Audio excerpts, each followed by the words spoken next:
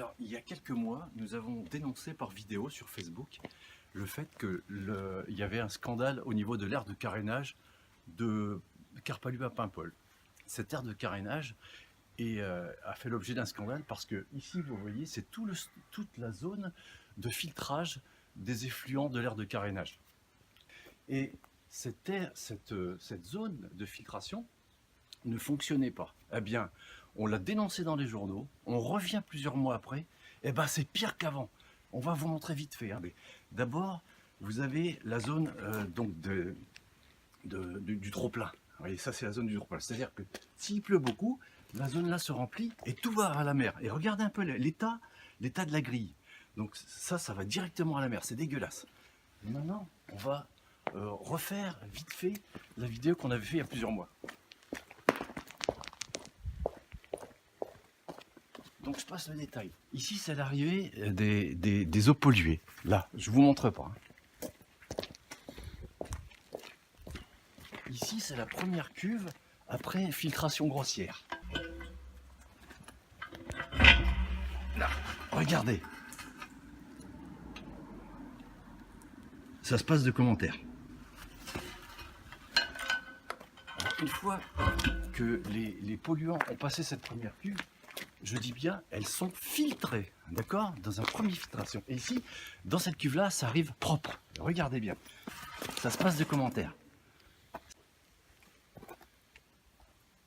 Voilà, parce que c'est le week-end et que vous êtes peut-être encore à table, eh ben, regardez, là, l'eau doit être claire.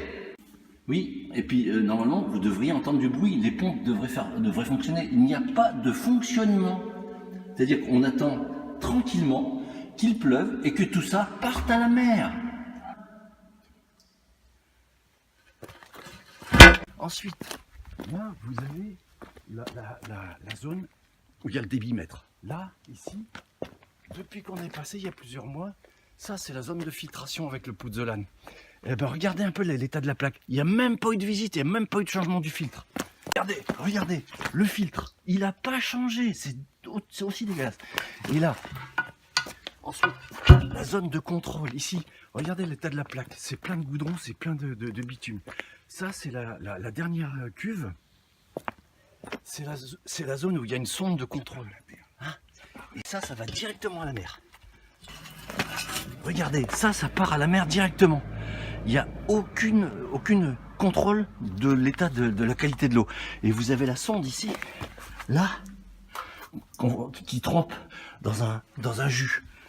C'est dégueulasse. Bon, maintenant, vous voyez, c'est la deuxième fois qu'on fait le contrôle. Ça n'a pas changé. C'est un scandale sanitaire et environnemental. Là, on va appeler la gendarmerie maritime pour qu'il fasse un procès verbal. Maintenant, on va regarder vite fait le coffret électrique.